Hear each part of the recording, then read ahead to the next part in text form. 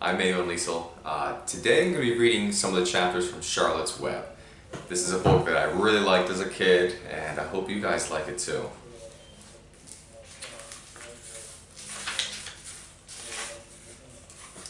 Chapter 1. Before Breakfast. "Where's Papa going with that axe?" said Fern to her mother as they were setting the table for breakfast. "Out to the hog house," replied Mrs. Arable. "Some pigs were born last night." "I don't see why he needs an axe," continued Fern, who was only 8. "Well," said her mother, "one of the pigs is a runt. It's very small and weak, and it will never amount to anything. So your father has decided to do away with it." "Do away with it?" shrieked Fern. "You mean kill it, just because it's smaller than the others?" Mrs. Arable put a pitcher of cream on the table. "Don't yell, Fern," she said. "Your father is right. The pig would probably die anyway." Fern pushed a chair out of the way and ran outdoors. The grass was wet and the earth smelled of springtime. Fern's sneakers were sopping by the time she caught up with her father. "Please don't kill it," she sobbed. "It's unfair." Mr. Arable stopped walking. "Fern," he said gently, "you will have to learn to control yourself." "Control myself?" yelled Fern. "This is a matter of life and death, and you talk about controlling myself?" Tears ran down her cheeks, and she took hold of the axe and tried to pull it out of her father's hand.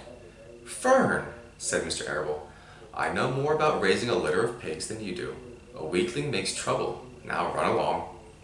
"But it's unfair," cried Fern. "The pig couldn't help being born small, could it? If I had been very small at birth, would you have killed me?" Mr. Arable smiled. "Certainly not," he said, looking down at his daughter with love. "But this is different. A little girl is one thing. A little runty pig is another." "I see no difference," replied Fern, still hanging on to the axe. "This is the most terrible case of injustice I have ever heard of." A queer look came over John Arable's face. He seemed almost ready to cry himself. "All right," he said. "You go back to the house and I'll bring the runt when I come in. I'll let you start it on a bottle like a baby. Then you'll see what trouble a pig can be." When Mr. Arable returned to the house, half an hour later, he carried a carton under his arm. Fern was upstairs changing her sneakers. The kitchen table was set for breakfast, and the room smelled of coffee, bacon, damp plaster, and wood smoke from the stove. "Put it on her chair," said Mrs. Arable.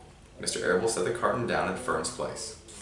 Then he walked to the sink and washed his hands and dried them on the roller towel.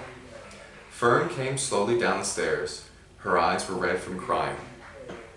As she approached her chair, the carton wobbled, and there was a scratching noise. Fern looked at her father. Then she lifted the lid of the carton. There inside, looking up at her, was a newborn pig.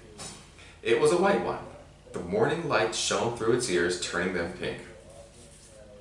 "He's yours," said Mr. Arable, "saved from an untimely death, and may the good Lord forgive me for this foolishness." Fern couldn't take her eyes off the pig. "Oh," she whispered. "Oh, look at him. He's absolutely perfect." She closed the carton carefully. First she kissed her father, then she kissed her mother. Then she opened the lid again, lifted the pig out, and held it against her cheek. At this moment her brother Avery came into the room. Avery was 10. He was heavily armed, an air rifle in one hand and a wood dagger in the other. "What's that?" he demanded. "What's Fern got?" "She's got a guest for breakfast," said Mrs. Arable. "Wash your hands and face, Avery." "Let's see it," said Avery, setting his gun down. "You call that miserable thing a pig? That's a fine specimen of a pig. It's no bigger than a white rat." "Wash up and eat your breakfast, Avery," said his mother. "The school bus will be along in half an hour." "Can I have a pig too, Pop?" asked Avery. "No, I only distribute pigs to early risers," said Mr. Arable. "Fern was up at daylight trying to rid the world of injustice. As a result, she now has a pig. A small one to be sure, but nevertheless a pig. It just shows what can happen if a person gets out of bed promptly. Let's eat." But Fern couldn't eat until her pig had a drink of milk. Mrs. Arable found a baby's nursing bottle and rubber nipple. She poured warm milk into the bottle, fitted the nipple over the top, and handed it to Fern. "Give him this for breakfast," she said. A minute later, Fern was seated on the floor in the corner of the kitchen with her infant between her knees, teaching it to suck from the bottle. The pig, although tiny, had a good appetite and caught on quickly. The school bus honked from the road. "Run!" commanded Mrs. Arable, taking the pig from Fern and slipping a donut into her hand. Avery grabbed his gun and another donut. The children ran out to the road and climbed into the bus. Fern took no notice to the others in the bus. She just sat and stared out the window, thinking what a blissful world it was, and how lucky she was to have entire charge of a pig. By the time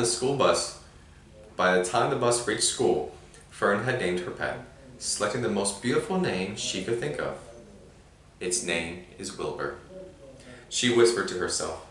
She was still thinking about the pig when the teacher said, "Fern, what is the capital of Pennsylvania?" "Wilbur," replied Fern dreamily. The pupils giggled. Fern blushed.